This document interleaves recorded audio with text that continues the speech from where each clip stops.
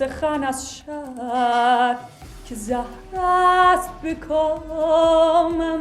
अफ़ग़ानिस्तान में हुकूमत में वापसी के बाद तालिबान ने ख़वातीन पर बहुत सी पाबंदियां लगा दी हैं। ख़वातीन के काम करने और तालीम पर पाबंदी आयद की गई है।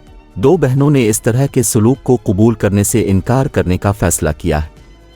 वो अब तालिबान के ख़िलाफ़ मुज़ाहमत करने के लिए अपनी आवाज़ की ताकत को इस्तेमाल करते हुए मौसीकी का इस्तेमाल कर रही हैं।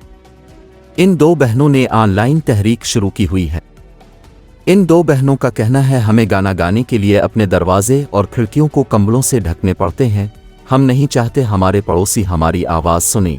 इन दो बहनों में बुर्क़े में गाना गाया ताकि उनकी शनाख्त ना हो सके।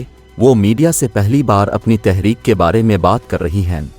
तालिबान की ख़वातीन ने अपने हुकूक के लिए आवाज़ भी बुलंद की, लेकिन उनको सख्ती से दबा दिया गया। इन दोनों बहनों ने अपनी मौसीकी के ज़रिए जेलों और जंजीरें तोड़ने का दावा किया है। मज़ीद जानने के लिए न्यूज़.की ये वीडियो देखते रहें।